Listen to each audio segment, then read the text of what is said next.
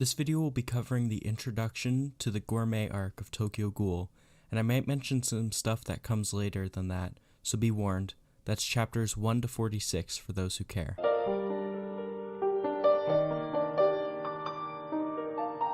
Tokyo Ghoul is the story of how Ken Kaneki becomes the One-Eyed King and merges the ghoul and human worlds to form a better, more peaceful world in its wake. Though Kaneki wasn't always the white-haired ghoul cannibal that he would later become. At the start of the story, Ken is a timid college student with really one friend. In this form, pure human, he is representing the normal everyday person, those who aren't involved in any of the CCG or any ghoul activities. The core of the story is seeing things from all perspectives and fully understanding those one would impose hate onto. That's why, when after his date with Rise Kamishiro, Ken is attacked by her, and is only saved by the falling steel beams, which we would later find out was no accident. While at the hospital, following the attack, Ken receives an organ transplant from Rise to, quote-unquote, save his life. But his life would change when he woke up, as he was now a ghoul. But there was something to be said about this.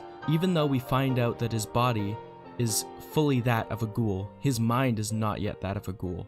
In this state, Kaneki goes from being the average human to being a human in a ghoul's body.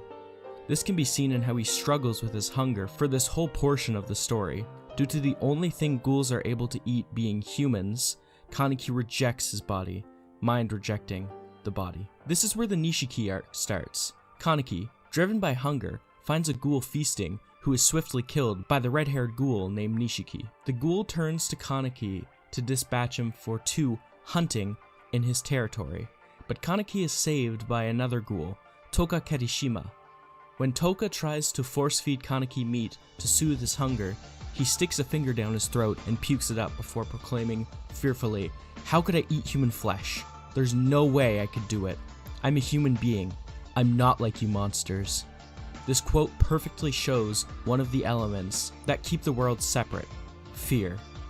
Humans fear ghouls for their diet, and ghouls fear humans for their ability to persecute them. Now that Kaneki has delved into the world of ghouls and tried to go back to the other side, the world of ghouls leaks into the human world. He finds out that Nishiki is a friend of Hide, who lures him into an alley to attack. During this, Kaneki loses himself to his ghoul side, which allows him to defeat Nishiki with pure animal instincts, before being defeated by Touka to avoid Kaneki hurting Hide. While under the care of Mr. Yoshimura, Kaneki is fed unconsciously. He wakes up to find that not only has he been fed, but the ghouls stopped him from hurting Hide, and also cared for him. Under Kaneki's old assumptions, the ghouls most likely would have allowed him to eat his friend, but then he comes to a realization. He can never connect with another human due to his ghoul body, and will never be able to connect with a ghoul due to his human mind. He tells this to Mr. Yoshimura, who challenges him with perhaps instead he can connect to humans because of his mind and to ghouls because of his body. He is not excluded from both worlds, but instead included in both. He also offers to show Kaneki that his assumptions about ghouls were wrong, and he will show him that by putting Kaneki to work and immersing himself truly into the world of ghouls. To start, he goes to get a mask fitted by Yuta, a ghoul that makes masks for the rest of the ghouls. Masks represent safety and anonymity for a ghoul when having to be a ghoul in the open. For example, while hunting, maskless ghouls, if seen, can be easily identified and hunted by anyone who happens to see them. By wearing a mask, a ghoul is able to fully be themselves. Kaneki also learns that ghouls at Antiku don't hunt for food like Rise or Nishiki, but instead find bodies of people who commit suicide to eat, as well as running a legit business that has no qualms about being open to serving humans, along with the lengths that the ghouls go to appear as human as possible to avoid persecution for existing. Finally, he meets Hinami, a small ghoul girl, who besides her ghoul hunger isn't any different to a human kid. This all works to soften Kaneki's mind to the ghouls.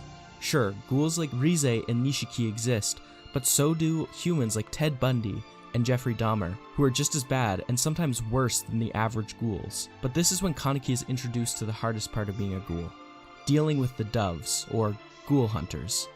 One day, seemingly out of nowhere, Hinami, and Ryoku are attacked by the agents of the CCG, where Hinami is able to escape, but Ryoko is killed. Kaneki is able to rescue Hinami and return her to Atiku. This event revolutionizes Kaneki's point of view. After this, he asks to begin training for his combat in order to protect his friends, both Ghoul and human. He feels personally responsible for Ryoku's death, and only if he knew how to defend himself, he could have helped. While being a flawed assessment of events, he is able to get something good out of it. Basic training from Touka. Then Kaneki gets his mask, which flips an aspect of his human design, the eye patch. Now instead of covering his Kakugan, it covers the human right eye. This is when Hinami is driven out by the actions Touka took to avenge her mother, where she is lured into a trap by Kureo Mado of the CCG. Kaneki and Touka frantically search for Hinami, who Touka finds. Touka calls Kaneki right before Mado confronts her, which makes the call end abruptly. This tells Kaneki that something is very wrong. Kentaro Amon happened to be passing Kaneki, who recognizes him from Ryoku's execution. He views this as a chance not to make the same mistake he did during Ryoku's last moments, and confronts the investigator. This kicks off one of my favorite fights in all of Tokyo Ghoul. Kaneki finds that fighting is harder than he thought, especially fighting the beefcake that is Kentaro Amon. Add to that the fact that Amon is possessing of a Quinke, a weapon specifically made of ghouls to fight ghouls. During this fight, Amon vents to Kaneki about his frustrations with how the world seems to work. Kaneki, as a human, can almost fully understand what he's talking about, except for the fact that he has gotten to know the ghouls, and now knows that not all of them are that bad. He declares to Amon, and moreover to both the ghoul world and human world, that he will make them understand each other, because Kaneki now fully understands what Yoshimura meant by living in both worlds. Kaneki continues to fight. When he is dodging, his Kagune isn't active. That's because human Kaneki isn't an aggressive person, but he quickly realizes that the strategy of non-aggression isn't working. But he hasn't eaten in days. Instead, he's been using the coffee cubes Mr. Yoshimura gave him to hold his hunger, but not satisfy it. Kaneki dips into his hunger to fight by biting a chunk of flesh right off of Amon's shoulders. He can feel himself being taken over by his formerly suppressed hunger. But after one strike from his Kagune, Amon's Quinke breaks. Kaneki, with the last shred of humanity he had, pleads with Amon to run before he couldn't keep his hunger at bay any longer. After this incident, Kaneki continues to train, now with the help of Yomo, improving his ability to protect the ones he cares about. At the start of the gourmet arc, Kaneki meets Shuu Tsukiyama at the Entiku, and then again at his university. Afterwards, he is taken by Yomo to see Yuta and Itori, where he is tasked with finding out more about a ghoul restaurant run by Shuu. On his way home, he sees ghouls assaulting Nishiki. Kaneki uses his meek demeanor and lowers the guards of the ghoul attackers, before using his new skills taught by Yomo to scare them off. Even though he doesn't like Nishiki, he helps him. This is the kindness of a human, something that only humans are allowed to feel. Kaneki helps Nishiki to his house, where he is almost attacked by Nishiki's girlfriend, Kimi. Soon after leaving Kimi and Nishiki, he gains access to the ghoul restaurant, where he is asked to shower and put on a suit before being served as the main course.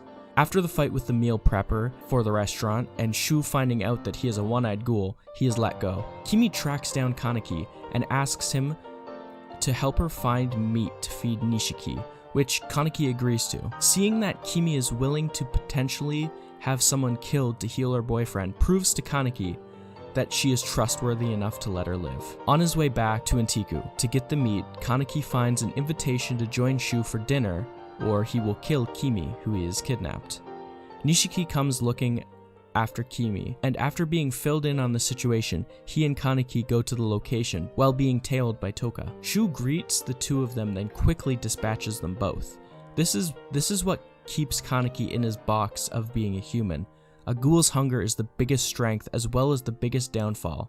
While a well-fed, well-practiced ghoul like Shuu can be absolutely devastating in a fight, an unfed ghoul such as Kaneki, who also doesn't have as much practice fighting, might pose a challenge to humans, but other ghouls aren't remotely close enough to even land a respectable blow on Shuu. Whereas someone like Touka, who is well-practiced but underfed, also struggles to keep up with Shuu, where normally she would be near equal. The fight continues with all three of the Atiku ghouls not being able to gain the upper hand, until Kaneki realizes what I just explained. Underfed ghouls never win. That's when he comes up with one of his best plans. Knowing Touka is the best fighter they have available at the moment, Kaneki volunteers himself to be food that lets her match Shuu. After the battle, Touka tries to kill Kimi, but Kaneki makes the point that both himself and Touka have humans they value. My section on Ken Kaneki will continue in part 2 of this video.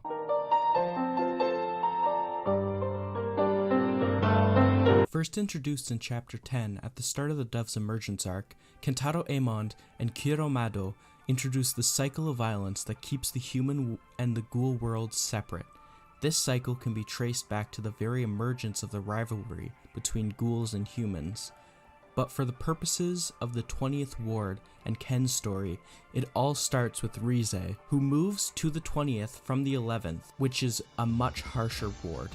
Rize brings attention with her as the Binge Eater, which leads to the killing of innocent ghoul Asake Fuigi, who is the father of Hinami, and the identification that he had a family. When Amon finds conclusive evidence that Hinami and Ryoku are ghouls, they move to confront them.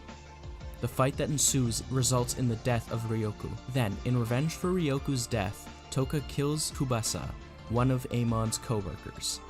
After Kubasa's death, Amon swears to kill all ghouls in order to right the world he finds so wrong, feeding into the fear and hatred of ghouls. In response to Kubasa's death, Kureo and Amon lure Hinami and Touka into a trap to kill them, which results in Touka killing Kureo in self-defense. Kureo himself has his own cycle of violence that keeps him held in an unhealthy obsession with getting new Quinque to hunt and kill ghouls. Due to his wife being ordered to hold off the one-eyed owl during that fight, she ended up dying in this process. Due to this, he holds almost a psychopathic hatred towards ghouls. He is a human truly lost to hatred. Through him, we see how Amon could end up if his view of ghouls didn't change. During his fight with Ken Kaneki, due to Kaneki's unique situation, he was able to communicate a message to Amon. The world isn't as one-sided as Amon's worldview allowed him to see. This point starts to slowly break down Amon's worldview. Right after the fight with Kaneki, he finds the body of his mentor, Kureo Mado. Grief quickly overcomes him. The next time we see him at the start of the Onigiri Tree arc, we see that due to his grief over Mado's death, Amon has been pouring himself into his work to a self-destructive degree. He wants to avenge his mentor's death by killing the rabbit and the daughter, not breaking the cycle just yet.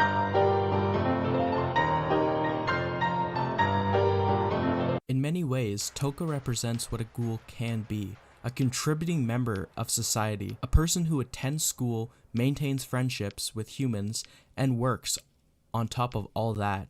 That is, until she gets caught up in the cycle of violence that surrounds Ken Kaneki. She drives herself to murder an investigator in cold blood just for a job he held, which only furthers the human world's hatred for ghouls, but also damages the overall safety of the 20th Ward by drawing unwanted attention to the mainly peaceful ward. The reason this section is titled The Big Sister is due to her sisterly role Touka plays during the early part of this manga.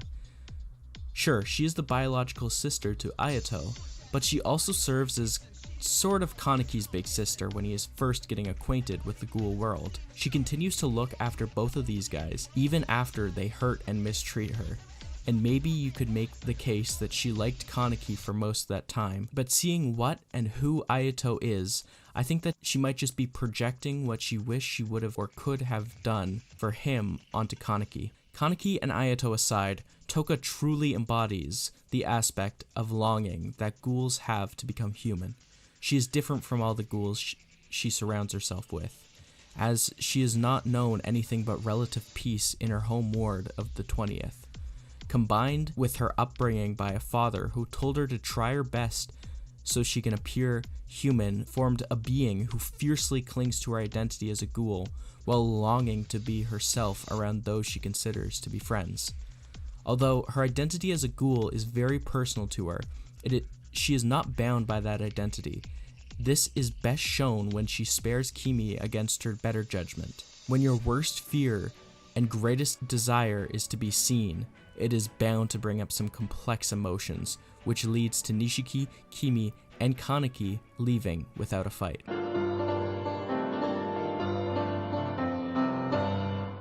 If Touka is longing to be accepted, then Nishiki is that put into practice. Early Tokyo Ghoul is meant to show the different types of ghouls, but keep them grounded.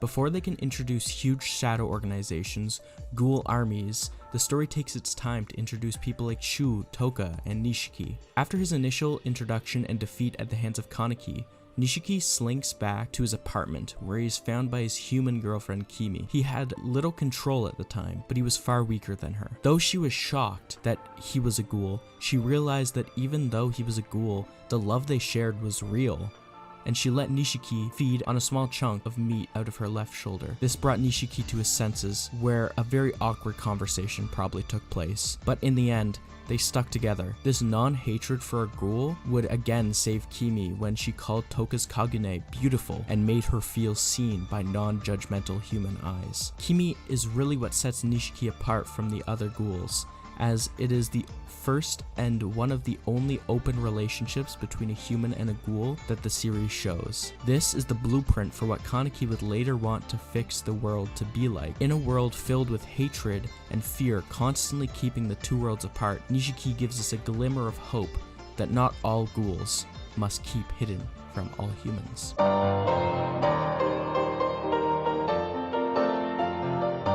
If Touka is a ghoul in the middle and Nishiki is a ghoul on the better side, then it seems like Shuu would be how truly evil ghouls can be, right? Well, kinda.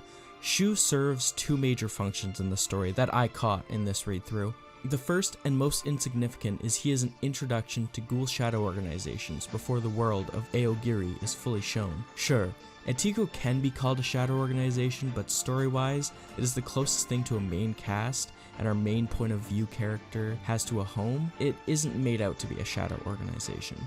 But Shu's ghoul restaurant certainly is.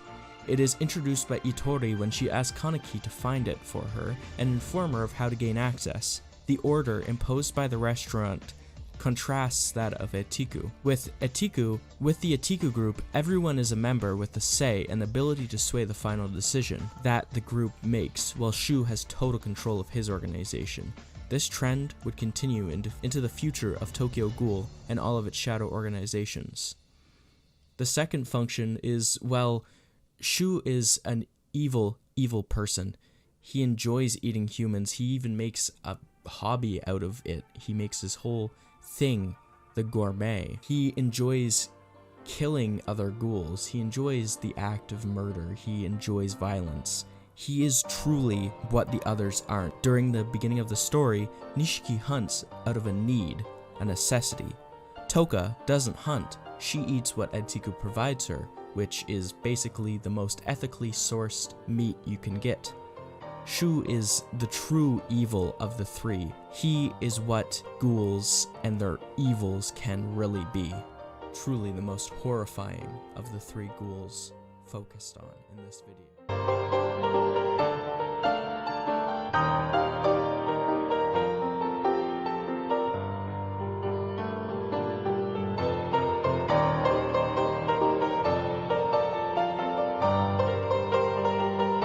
Thank you for watching this video. I worked really hard on all the aspects of this video.